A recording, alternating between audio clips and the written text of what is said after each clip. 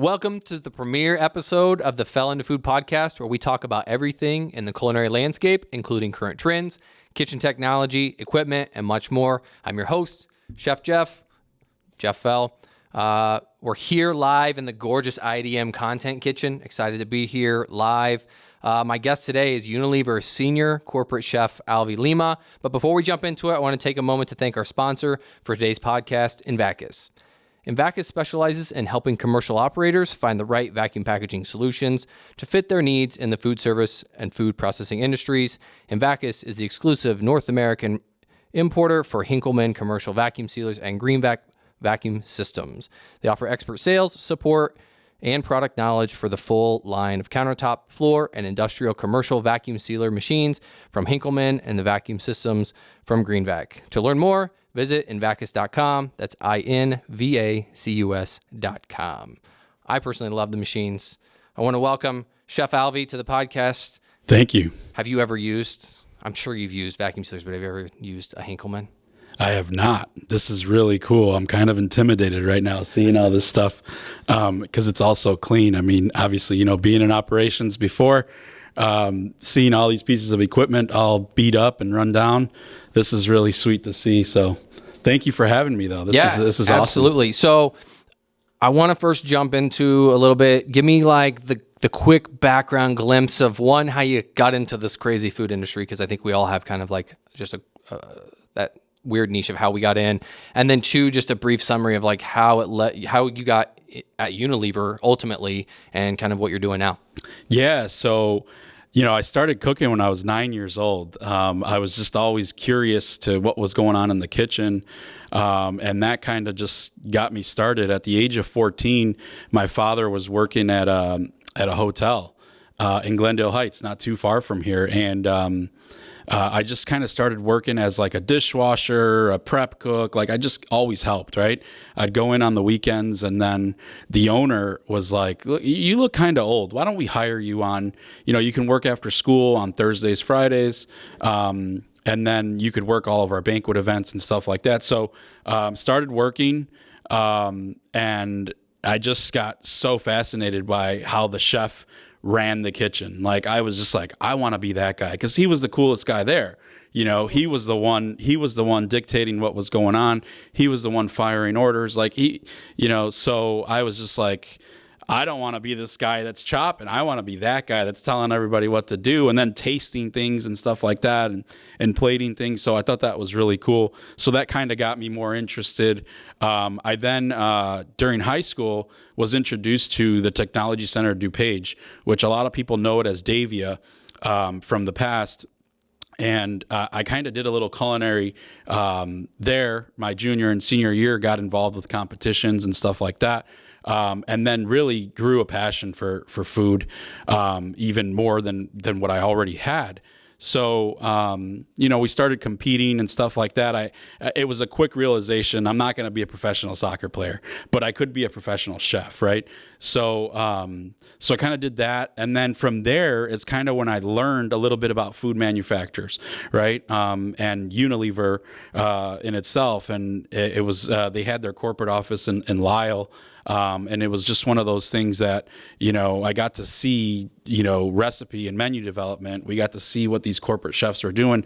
They were traveling across the country, doing trade shows, doing events, doing demos for hundreds and thousands of people. And I was like, back to that, 14-year-old kid, I was like, that's what I want to do, and here at 18, right, 4 or 5 years later, you're like, that's what I really want to do, So I was luckily enough that when I went to College of DuPage, Unilever was like, hey, would you like to do an internship with us?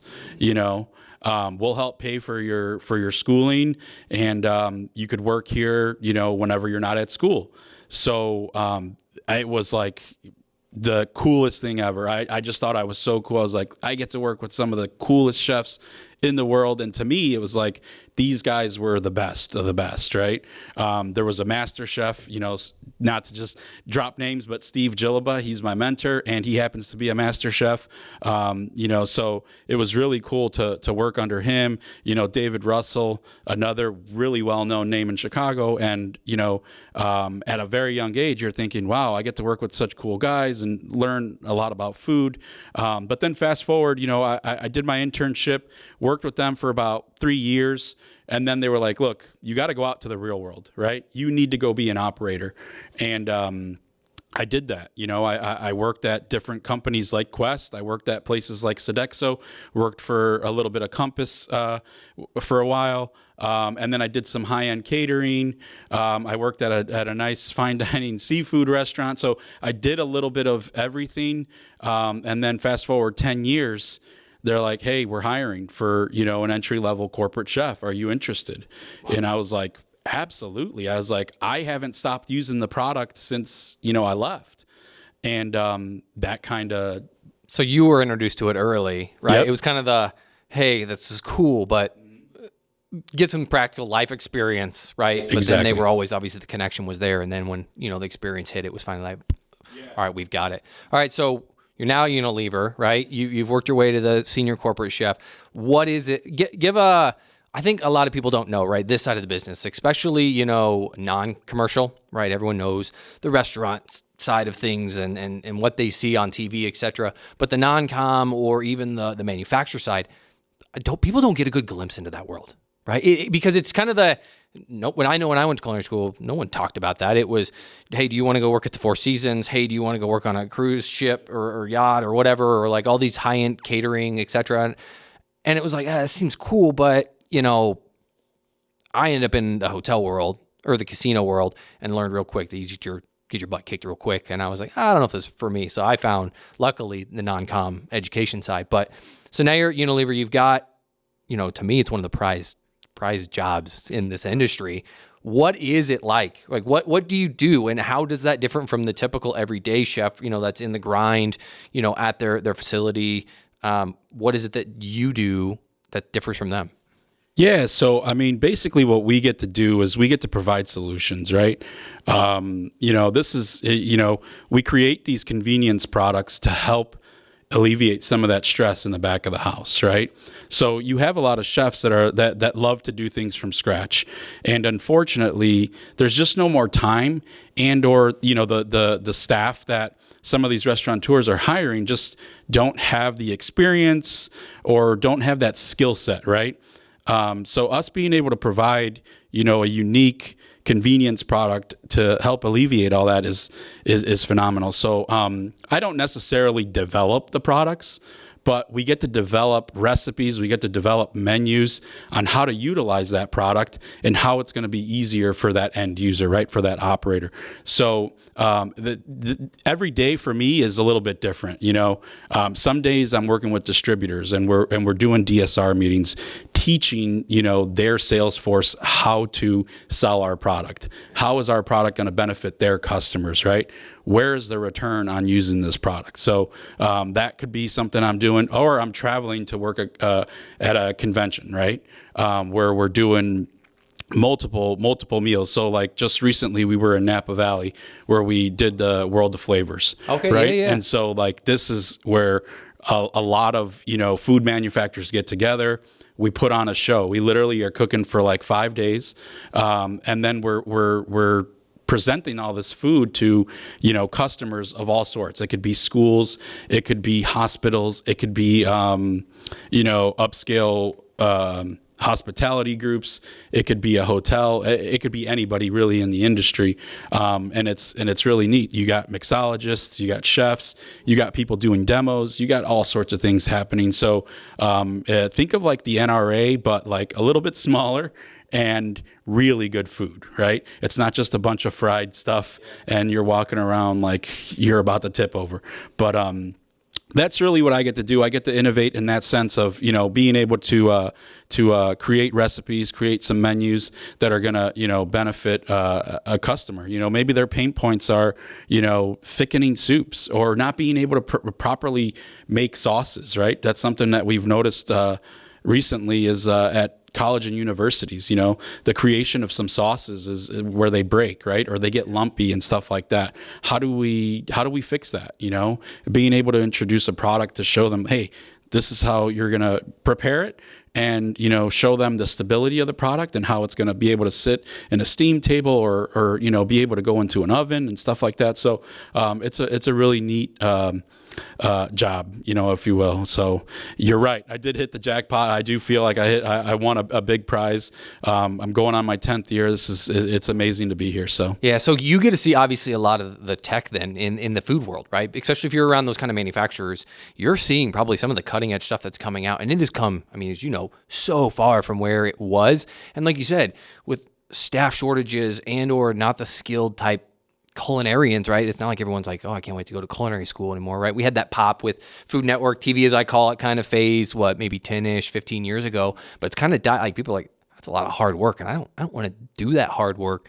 So you get to see a lot of those products that then help the operator, right? So what are some of those things, or what sets Unilever apart, and what's their approach to some of that culinary innovation as it's rapidly developing as the rest of the world is? Yeah, I think what sets us apart is we host a lot of events where we try to gauge all of the a lot of these consumers' interests, right? What are you in search for? What are you seeing out there that you would need? What are you seeing out there that you would want? And then we try to develop after seeing all that, after hearing all their feedback. We haven't necessarily developed anything extremely new per se, but some of the things that we are working towards is cleaning up our labels, right? So being able to still provide a great quality product, but with a much cleaner ingredient. Well, yeah, I think everyone's cleaning up their labels, right? Everything has got to be cleaner because the consumer wants cleaner, easier. You have to, right? And I think with the tech and food science, the way it's going, I praise what those food scientists can do to keep things clean, right? I know when I got introduced to Unilever, was out in Sun Valley, and I saw some of the products, and I was like, how have I not seen this stuff, right? Or it has such a bad rap, right? You think, oh, cream base, or you think, oh, soup in a bag where it's dry, or like Idahoan has a great product, right? That's dehydrated and you reconstitute it, but it's just as good as almost the fresh thing. And people can't tell because that's the way it's going. And I was like, oh my gosh, there's such an opportunity here, especially in the education space, right? You don't have those skilled labor people. So how do you, have solutions that you can have, maybe one person in the facility that has some sort of culinary background. So it's super awesome to see that kind of stuff. So you said, you don't get to work on stuff, but you're working on some stuff. Is there anything in particular you're excited about, or anything we can get a sneak peek into that Unilever's doing? Nothing to get you in trouble, but what's coming down the pike? That's awesome that you asked that, because I was a part of the development process of a new product that just launched probably 5-6 weeks now. It's called our Knorr Caldo de Vegetales. So if you've ever used the Knorr chicken bouillon, the little cubes that you can buy on retail, or even like the glass jar that you can find on retail, or I think Cardi B did a big thing with our retail team. So it's actually a vegetarian version of that. So literally it's almost like taking out that chicken ingredient and then providing all of those aromatic spices and aromas and herbs and stuff to make a killer vegetable bouillon. I actually just made a pozole verde with mushrooms the other day, and it was amazing. I was at a distributor meeting, and I wanted to make something vegetarian, and I took that opportunity. They loved it. I think it's going to be an amazing product. Obviously, as you know, the trend is plant forward, right? Yep. And so how do we gauge, obviously Knorr Caldo is one of our larger SKUs, right? One of our biggest movers at the company. And it's just one of those things like, if you can't use that product, what could you use? And so that's kind of why we came out with that vegetable variant. And I hope it's going to be extremely successful, and can't wait for everybody to try it. It's going to, right? You brought plant-based, which was one of the things, right? It is like it kind of had its spike, right? You had Beyond, Impossible came out, and then it kind of dipped down. But I think now it's back on the rise with, I think COVID hit, right? They were able to clean up their labels, rationalize their SKU list. So it wasn't, let's get as many products out. And now it's consolidated down. Because, yeah, I've seen the non-chicken chicken stocks, and it tastes like the real thing. And it just kind of blows your mind. You're like, wait, I can mimic the real thing, and I could potentially take out, because it's not even just, because a typical vegetarian or vegan might be doing it for animal reasons or whatever it is, but a lot now it's really dietary restrictions, right? Like my little guy can't do dairy, so I have to play with all the different plant cheeses and the plant alternatives in the milk space because he's not allergic, but he's intolerant, and it's just I don't want him to have an upset. So I get to play in that space more than a lot of people. So when they're like, oh, we have this, we have that, all the different milks that are out there, and again cheeses and variants. What do you see in that sector, right? You've got that thing, but what other trends do you partake seeing in that space? Is it plant meat? Is it plant? I don't know, right? There's so many things in the plant space that they're trying to. Seaweed, I think, is coming into its own now. What, from your perspective, do you see kind of coming in that sector? So I definitely see, vegetables being highlighted extremely, like to a whole new level where they're literally center of the plate. I also see comfort food coming back, but like from a plant-based standpoint, right? Like you could have an awesome brat or an awesome hot dog, and it could be full of vegetables, right? We were joking the other day. I had a terrible experience of a plant-based hot dog, but then I was like, look, if you could have just taken a carrot and like really seasoned it well and prepared it perfectly and charred it and put that on a bun, like I would have been extremely happy, and I truly feel that we're going to get that. We're going to get there, right? Like cauliflower steak, or cauliflower wings, like, yeah, you see a little bit of out there, but I just think it's going to get even bigger and bigger. And I mean, we're going to start seeing sauces developed out of them.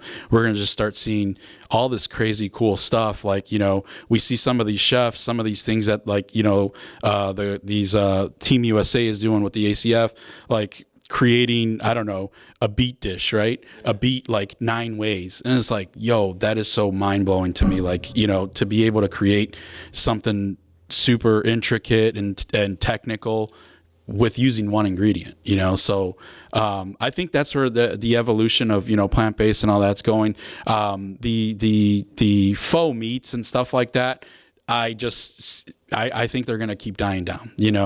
I think we're going to get to the point where little potato tots or something like that are going to become the new chicken wing or things like that. More, yeah, like you said, center of the plate. It's going to take place of that, and that will be the focus. And you start seasoning and spicing things a certain way, and you develop more flavor, right? You let all those spices bloom and all those aromatics come out, and I think that's going to be the new thing. Mushrooms, taking mushrooms to a whole new level. I think is, again, to my pozole verde with mushrooms. Like, charring them and then cooking them in the soup so that they didn't just all fall apart or turn into mush. Like I think that's using all these different little techniques to kind of get you there is going to be super popular. I love mushrooms. Like it's a weakness, and everyone's just like, it's a texture thing for a lot of people, but I'm like, just give me just batches of mushrooms. I'll just eat them, right. clean them and eat them. You said cauliflower wings. Have you tried, I think Smithfield is making it. I don't know if that's correct or not, but they came out with some cauliflower wings. I know they're private labeling them right now, but blow your mind. I did like a mac and cheese. It's funny. I used the cream base that you guys have, just mounted in some, I think it was sharp cheddar and some smoked cheddar or smoked Gouda, one of the two, and then just cooked off those cauliflower wings. And it's funny, they make them look like little actual like drumettes and sticks. And then just cut those up, throw them in it, and people were just like, "What is this?" And I was like, "It's mac and cheese with the cauliflower wing." I'm like, wait, what? And I'm like, yeah, you don't have to have a chicken nugget per se, right? Or fake chicken. It's cauliflower. Yeah, I got it. If you haven't tried it, I have to get you some. Yeah, I'd love to try it. And if it is with Smithfield, I have a great friend that works there, so he's just ask him about it. They're private labeling them. I think I don't know if they're mass distributing them, but I know that they're private labeled for a company or a distributor. But they're delicious. Absolutely, they've got sweet chili. They got a buffalo.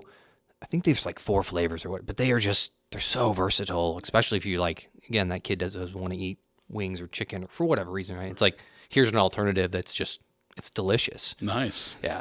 Yeah. I'd definitely be down to taste that. Anything I can throw in the air fryer too. I'm a big believer of the air fryer. Yeah. Like I didn't believe in the air fryer at all. And then I got an air fryer for Christmas. It sat in the garage for about a year. And then finally one day I was like, I wanted to make some wings, and I'm like, you know what? It was too cold out to throw them on the grill.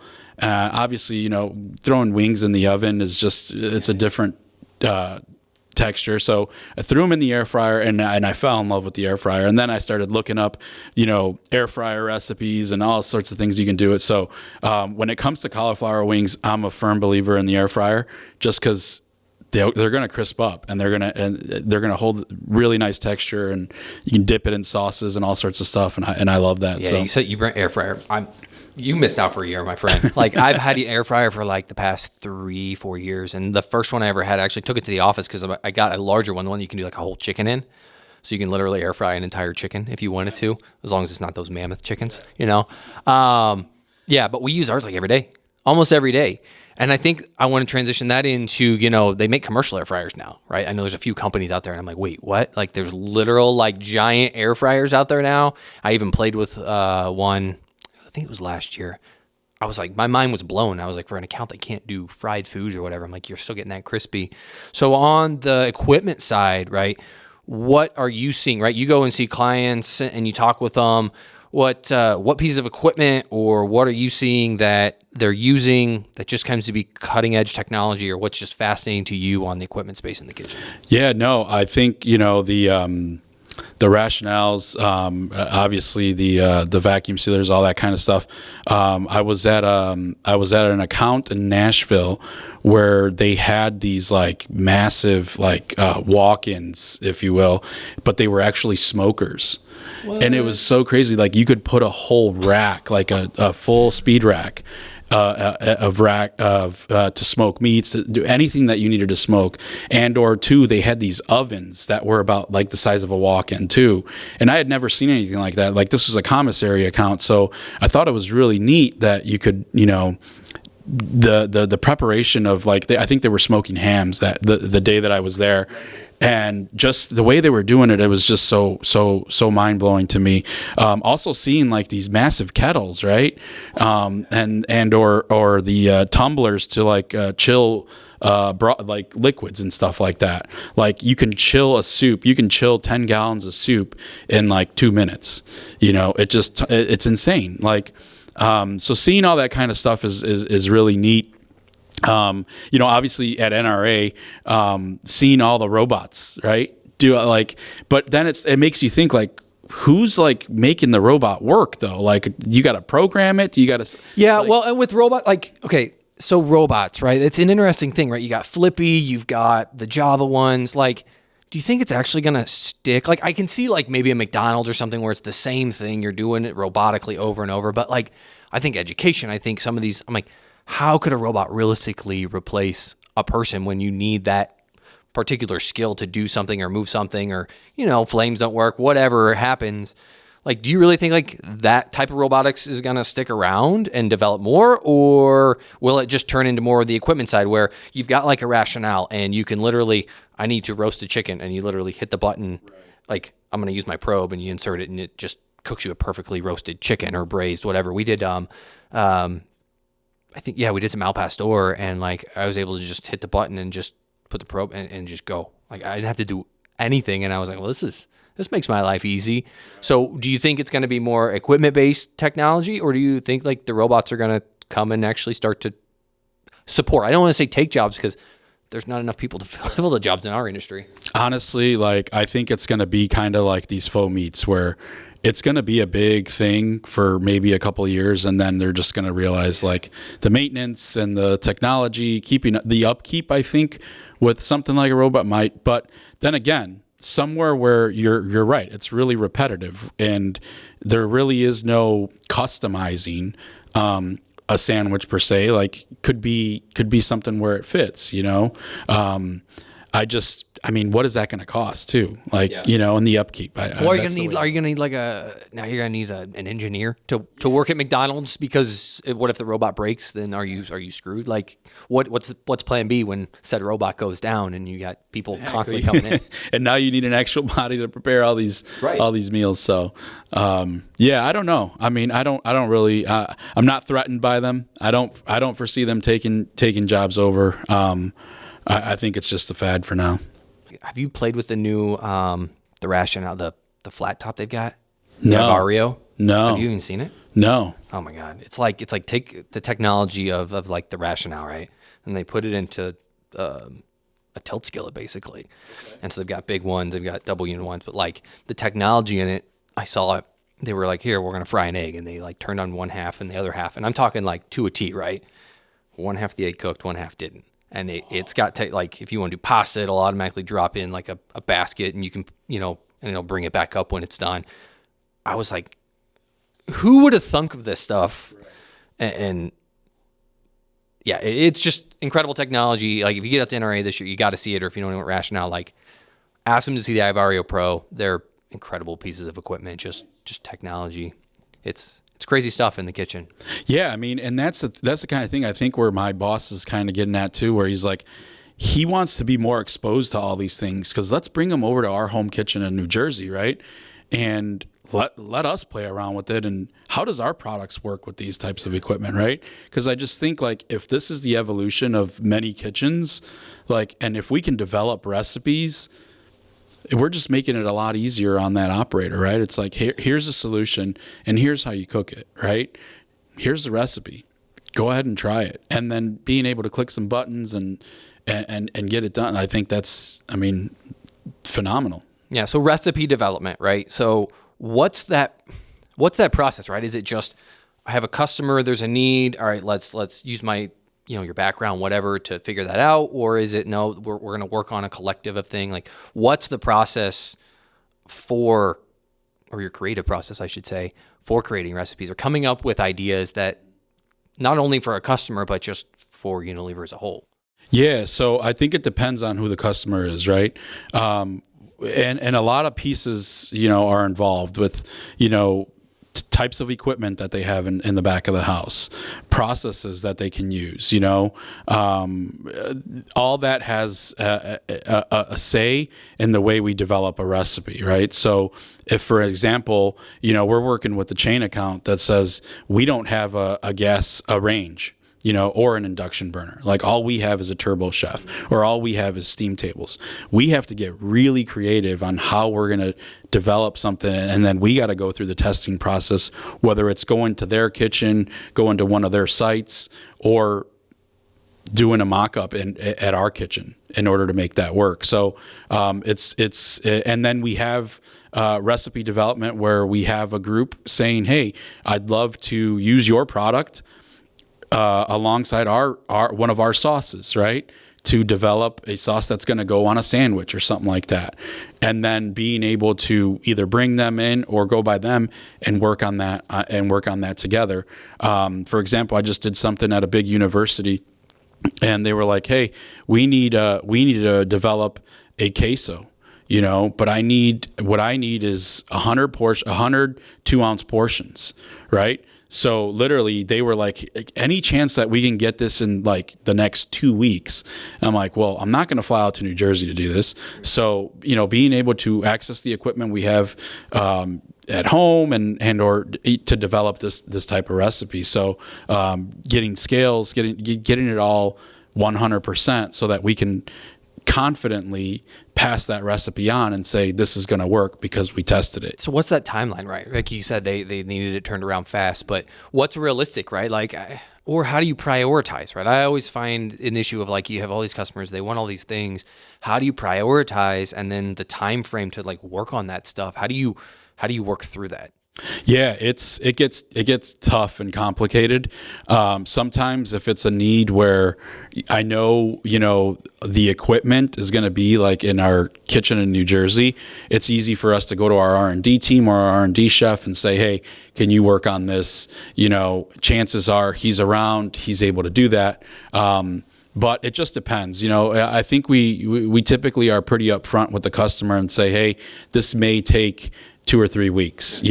This way we can go back to the calendar, fold in 2 days to really work on this and make it happen. And then we also have other chefs, right? We get them involved too. Perhaps a chef has already done something similar and can provide guidance, right, as to how it may work and stuff like that. So there's a lot of moving parts, but we get it done, and we just being upfront and saying, hey, it's going to take a couple weeks, but we'll get it back to you. In that university's case, they were like, we got to put an order in because school's about to start, and we really want to move forward with your product, So they were like, if you can help us with that recipe development, we will start buying it ASAP. And that's kind of where we were like, all right, let's prioritize this right now, because we saw the opportunity, we saw the return, and so we're like, all hands on deck to make this work. And one of my colleagues, Chef Rudy, who's one of our senior corporate chefs, he was able to work with me, and we got it knocked out. We did 3 recipes right away.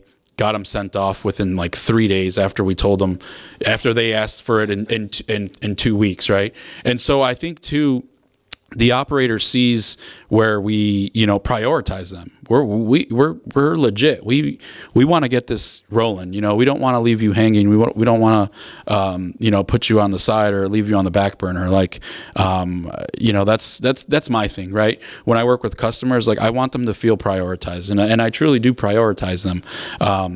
Even though we have a lot going on, we managed to figure it out. So my wife would probably say, why are you always working? Or I tell my daughter, I'm always at work. So, because I am, I'm always thinking, I'm always writing something down. I'm always putting something in my notes just to kind of remind me of, what I need to finish, or I thought of something. I'm like, we could fold that into there. Sometimes I call some of my reps and I leave them voicemails, or I'll leave them a text message and say, hey, I was on my way to do something and I thought about what your customer was talking about. Here's what we can do for them. And it's weird how my mind works. I think a lot of chefs probably think the same way. Don't stop. The brain does not stop. You're It's sleeping. I'll like, be driving and I'm like, I just thought, and I got to make a quick note or shoot a call or someone. Have you thought about this? And they're like, why didn't we think about that during the brainstorm session? You're like, well, because I don't know. I'm just driving and my brain is just racking and it just doesn't stop. There's like that meme of Zach Galifianakis where he's just got like a million equations going on. Like that's how I feel sometimes.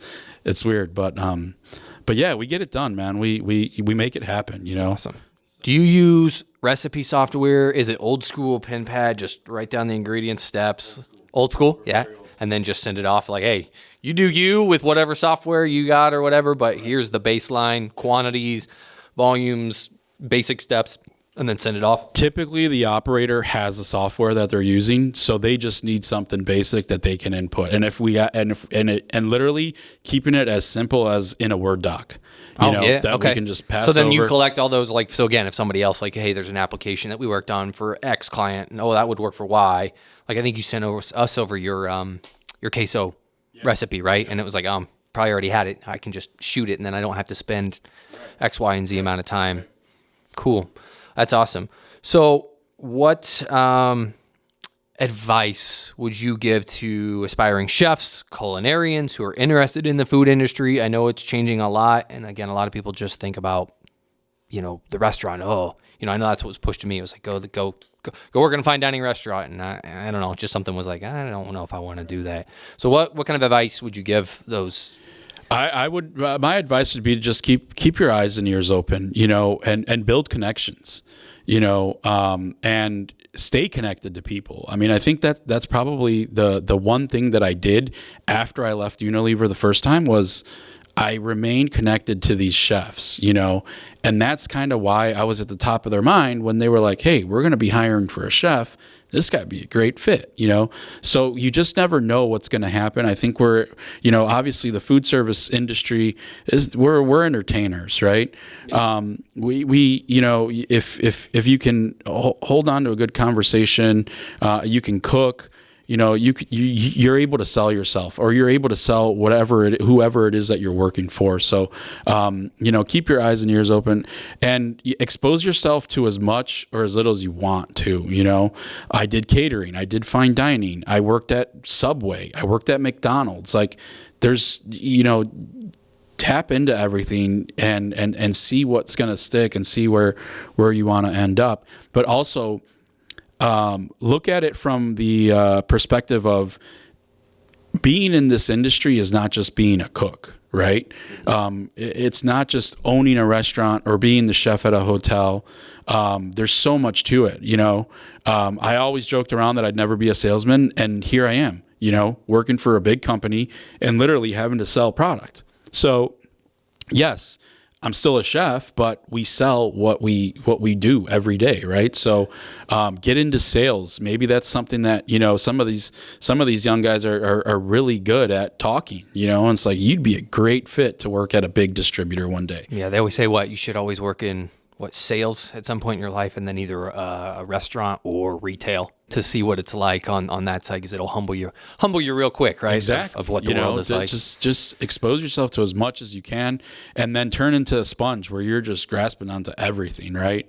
And then, later on in life, you're going to realize what you want to do, what you truly want to do, or what wasn't for you, That's kind of what we work with these students at the Technology Center DuPage.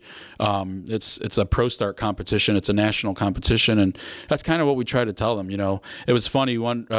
Last year we were working with a group of kids, and they're like, "Oh, I don't like mayonnaise." I was like, "Yeah, man, but you know what? It could pay you very well. It could pay you very well." So, it's just one of those things. You never know it. You could be the corporate chef for Rationale one day.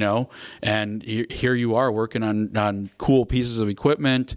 And developing recipes for the actual piece of equipment. You could be a F&B director, right? Yeah. There's so many things that you can do. There's a lot in this industry that I don't think they give enough exposure to. I think they're trying to start to expose that, the different things. But I think schools too, these the fairs, the job fairs, we need to put ourselves out there a little bit more too. Like, for instance, with Quest, how many people know about Quest? That could be an awesome job for somebody coming out of college or somebody in college. It's just one of those things. Like, I worked for Quest for a little bit, and it's just one of those things where, everywhere you go, if you can learn a little something, you're bringing something new to the table to the next place you're going to. And you're 100% right. Again, there's so many outlets and avenues. I think if you have a mindset of working hard, right, people will pick up on that. I think that's still like at the core in our industry anyways, is if they see you working hard, like, you can make up for a lot of deficiencies that you may not have. Because I got into food super, like, compared to most, like 24, and people are like, it's weird to say now I can finally, say that I've been in it over a decade, but a lot of people are just like, wait, what? And I was like, well, I just worked really hard, and I just was a little, like you said, I was a sponge and just watched what the other chefs did, watched what the other F&B or the director of ops, and like, what do they do? Why are they successful? And then just kind of mimicked. And then obviously then you get your own flair and style. But when you're younger, I think it is good to be kind of a chameleon and pick up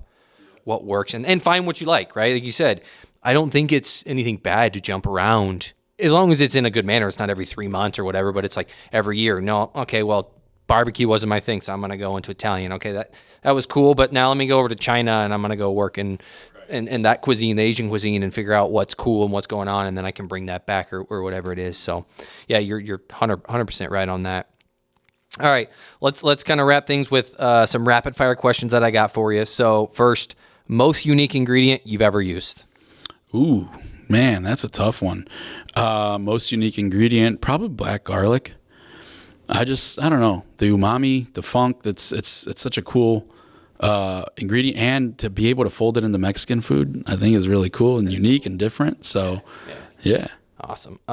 What's your favorite piece of kitchen equipment? Could be versatility, just because it's cool and it's got flair. Like, but what's that like? This is what it's got to be. Definitely the circulator. Yeah. Yeah, I love to sous vide. I just. The technology piece, the no stress, the no worry, There's no stress. That I love that, especially when I got to entertain for or even for work, you got a big show, you got something big going on, dropping things in the circulator. Yeah, and you know what works walking really away. good for circulators is Hinkleman machines. Get them the flavors packed in, and then throw it in the immersion, right? You know? I might need a catalog. I'll definitely get my boss to buy some stuff, and we'll play around with it. Dude, but it's crazy what you can do now. Like, you've seen some of the videos, right? We pickle, we marinate, we brine. We did Brad's in the background, but we got to have him. So we did a test with vegetables, right? And we were like, all right, let's see the actual practicality of these greenback pans, because they're new technology, right? And so I was like, all right, I kind of have a mind for that weird scientific stuff. And I was like, well, let's just put one in just dyed water, and let's put one under vacuum.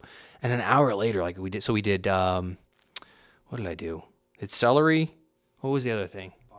Bok choy. Yeah. Dude, after an hour under vac, it was like translucent blue. Blew my mind. The other one was just like, it kind of gone up it. And I was just like, holy crap. Like, all right, this works. So yeah, you mix that, throw it in the circulator. You got perfect food. Then you can sear off that steak or whatever you want. Yeah. I mean, think about the fermentation process, right? Of making a kimchi. Like, if you could make a kimchi in 30 minutes. Dude, I made jardinara in, we let it set for a couple hours. And it was like, you got it at the store because it's under that. It just pulls out. It blew my mind what we were doing. But yeah, so super cool. And last one. Kitchen tip or tricks, like what's been that one thing that you use and that you find yourself, even whether it may be at home in the professional kitchen, but like what's that one tip or trick that can be used? I guess a tip for, and this is probably for a lot of young culinarians, right? A tip would be to, if you're following a recipe, if you have a recipe, read the whole thing. And I say this because I was that kid. I was that young cook that did not read the whole thing and just kept going back. And one, it looks silly. Two, you're going to be doing a lot of extra work. There were things that needed to go in the blender, and I'm over here trying to get the perfect cut, and I'm like, buzz it up anyways. Wait a minute, So that's one tip. And then trick, I don't know. I think I just like to be playful. I like to make things look sexy, So keep it interesting, right? Everybody eats with their eyes first. If it's Instagrammable, even better, right? So, yeah, you bring up Instagram. So, for everyone listening or watching, because this will be out on YouTube as well. You're a big social media guy. You got a presence. Love seeing your content. Where can people find you if they want to see more about what you do or Unilever? Where can people find you? Yeah, so we have a big push at Unilever to be more present on social media. So I kind of took the task as like, hey, this could be fun. I don't have to look at this as a KPI or something that we have to do for work. Like, I'm just having fun with it. I love cooking. Obviously, I love plating up, and I love being able to, I've gotten better and better at, doing videos, at taking pictures and stuff like that, different angles and stuff like that. So you can find me on Instagram. My handle is at @chef_Alvi. And then occasionally we're on our company's Instagram also at Unilever Food Solutions _US. And every now and then we do work with Fair Kitchens, which I think Fair Kitchens would be great, a great topic for another day, but at We Are Fair Kitchens. So, yeah, man. Awesome. Reach out to me on IG. I love it. I love everything. Appreciate you taking the time to come in today. Give it a listen. Follow Chef Alvi on Instagram, and we'll catch you on the sunny side. Yeah, well, wait. Before we wrap up, I did bring a gift. Oh, I did bring a gift. I love gifts. So, Everyone knows me. Everyone in gift. this world knows I love the gifts, the swag. Swag, even if it's food swag too. So, because it's the holidays, we've got our little Hellman's mayonnaise. All right, okay. With the little holiday scarf. Little scarfy on there. Look at that. We got to represent, so we did bring you your very own Hellman's hoodie. So, all right, I'm going to have to hide this from my wife because she is notorious for snagging all of my food swag. She's just like, when did you get that? And I was like, you can't wear that, right? So, I mean, she's gonna love this thing, especially, it's like, it's just clean, right? It looks we'll get your wife one. We'll definitely get your wife one. Good luck trying to keep that thing white. I think this might be my second time wearing it, but well, if I don't wear it out, right? If I keep it in the house, well, I mean, I got 2 kids, so you know how that goes. But awesome, Chef. Again, thank you so much. Appreciate you coming in. Awesome. All right, take care. Thank you.